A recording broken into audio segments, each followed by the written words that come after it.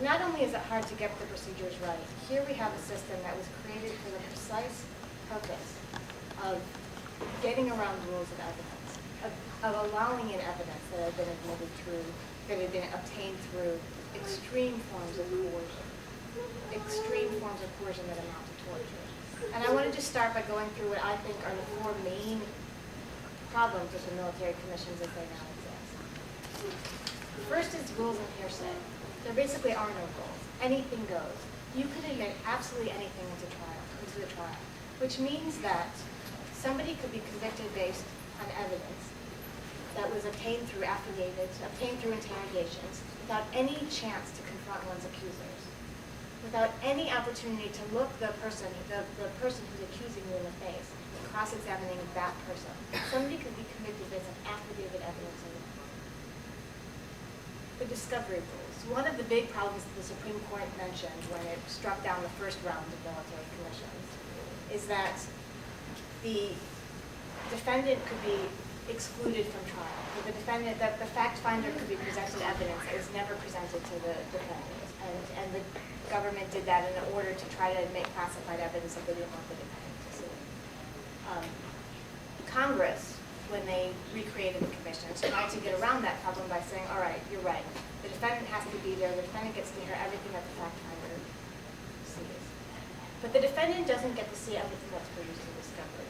And any time that the government says that evidence is protected by national security, evidence is protected by classified privilege, the defendant doesn't get to see that, which makes it incredibly hard to prepare a defense. It makes it incredibly hard to determine whether or not evidence is exculpatory and to challenge that evidence. It makes it very hard to know where the evidence came from, what the source of the evidence was, and what the methods by which the evidence was derived. And it makes it incredibly hard to keep up evidence that was obtained through torture and through other forms of cruel and inhumane or degrading treatment. And this is incredibly important for some of the reasons that Bill stated. When Guantanamo first started, when the creation of Guantanamo happened, the military went in and they interrogated people constantly. And the rules were anything goes. We know that detainees were subject to forced standing for days and days, for sleep deprivation. Some were subject to waterboarding when somebody's dunked in the water so you think that you're going to drown. Not necessarily in Guantanamo, but in other places. And some of the evidence is evidence that the government would like to use in some of these crimes. Defendants were placed in stress positions that were incredibly painful, shackled for long periods of time in torturous positions as part of the interrogation regime. Things that the United States has long prosecuted when carried out by other countries. Things that the United States has called war crimes when carried out against Americans. And this is what was done in many cases to some of the detainees. And this was a way that the United States has tried to gather evidence. And now the United States wants to introduce some of the evidence that was gathered that way. And then my favorite rule is the rule that says that you can't admit evidence that was obtained through cruel, inhumane, and degrading treatment if it was obtained after 2006. But you can admit it if it was obtained before 2006, as long as a judge finds it reliable and as long as a judge finds it probative. It makes absolutely no sense. That means that if Congress is on record saying that in these commissions, it's okay to use evidence that was obtained through these incredibly abusive interrogation methods. Outrageous. But even putting aside why these military commissions are so wrong and why hopefully nobody actually will ever go through a trial before these military commissions, they also just don't work relative to the criminal justice system.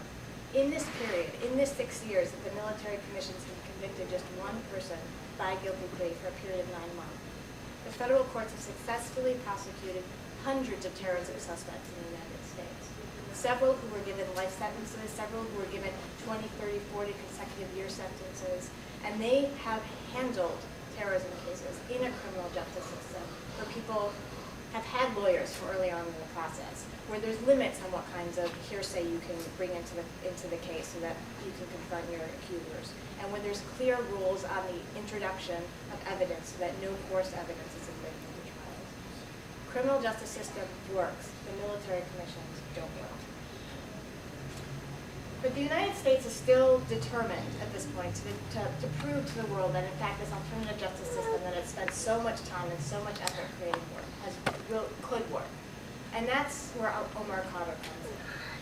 Because Omar Khadr is one of the few cases in which they actually have a potential eyewitness to testify as well, to stand up there and tell a story about somebody who allegedly killed an American soldier, a story that really is a vivid story for many Americans.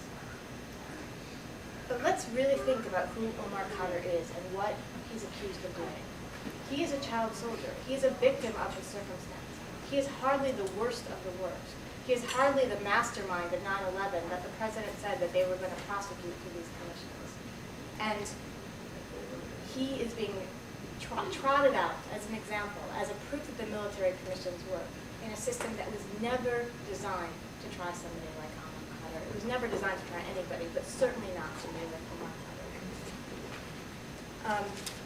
I want to talk briefly, just reiterate a little bit of what was already said about the obligations, the international obligations regarding the treatment of children who are in custody. The rules say no prolonged detention. Omar Khadr's been in detention for almost 6 years now. The rules say kids must be rehabilitated. Omar Khadr's had no educational opportunities. He's had absolutely no rehabilitation whatsoever. He's had no schooling, no chance to improve himself. He's been held for over a quarter of his life in custody without any education, either by the U.S. government or at the assistance of the Canadian government. And the rules say you need access to an attorney. Omar Khadr was held for several years before he was ever given access to an attorney. And he was only given access to an attorney because the Supreme Court ordered it in connection with another lawsuit.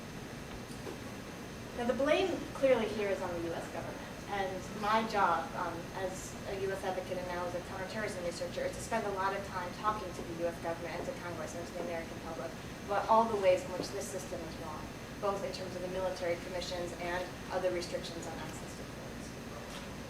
But Canada also has a responsibility. The reason why David Hicks got 9 months for his alleged crime of material support for terrorism is because the Australian government got involved. They got involved in his case and they acted on his behalf and they said, we don't want to see our citizen go through a system and be tried by a system that's patently unfair. We want to work with you and work out some way to bring our citizen home. That's the reason why the British citizens are home. That's the reason why citizens of the United States allies, of every other United States major ally, are home from Guantanamo. And Omar Khadr sits in Guantanamo. The only juvenile who was arrested by the United States who remains in Guantanamo. And Canada has a responsibility and really needs to step up to the plate and put pressure on the United States government while we, within the United States, continue to try to put pressure on the United States government.